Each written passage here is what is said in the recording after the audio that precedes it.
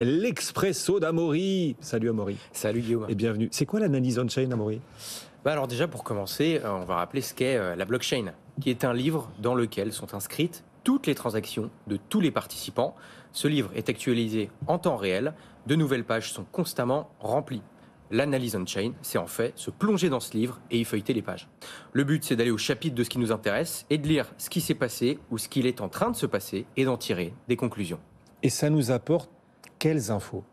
On peut voir tout ce qui s'y passe, flux entrant, flux sortant, prix d'achat moyen sur une période donnée, qui est actif, qui ne l'est pas, le nombre de nouvelles adresses créées, etc. On peut comparer ça à de l'économie comportementale, quelles décisions d'investissement ou de désinvestissement prennent les investisseurs, et on peut voir ça sur toutes les blockchains publiques et même sur certaines collections de NFT. Ça s'appelle l'analyse on-chain. Maintenant, il faut quand même nous expliquer comment ça marche. Est-ce qu'il faut par exemple un auditeur, comme une entreprise traditionnelle, un auditeur ou faire appel à un cabinet d'audit pour en effet consulter ce livre de la blockchain?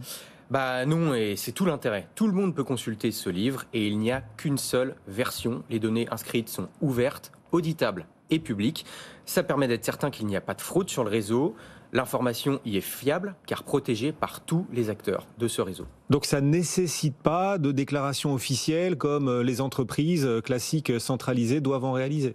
Non, par exemple, pas besoin d'attendre une publication des résultats. On peut mesurer la santé d'un projet en temps réel. Ça met la pression sur les entreprises qui ont des implications en crypto car elles peuvent être auditées par n'importe qui, n'importe quand. Bon, alors on va poursuivre, on va aller encore plus loin sur l'analyse on-chain parce que c'est important et parce que c'est chaque mercredi le rendez-vous pédago, l'Expresso. Pour vous qui nous suivez, vous apportez un coup d'avance et vous acclimatez à cet écosystème. Concrètement, l'analyse on-chain, qu'est-ce que ça apporte à l'investisseur? Ça va lui servir à connaître l'état de santé du réseau, de la blockchain en question, et aussi la structure du marché, de son token, la psychologie de ses participants. On va prendre l'exemple de Bitcoin. Une hausse significative du nombre d'adresses Bitcoin actives peut signifier une dynamique de l'adoption lors des marchés haussiers. A l'inverse, une baisse significative du nombre d'adresses de Bitcoin actives peut signifier l'arrivée d'un bear market, et ce, parfois avant même l'analyse dite technique qui va se baser uniquement sur le prix du Bitcoin. Autre exemple, si on arrive à voir que beaucoup de mineurs prennent des profits, ça peut signifier qu'un top de marché n'est pas loin. Et donc, l'analyse on-chain peut-elle permettre de prévoir les cours du Bitcoin? En tout cas, ça donne des infos riches et accessibles, mais attention, c'est un outil très jeune et encore en développement. Je crois qu'au mieux, on a à peu près 5 ans de recul.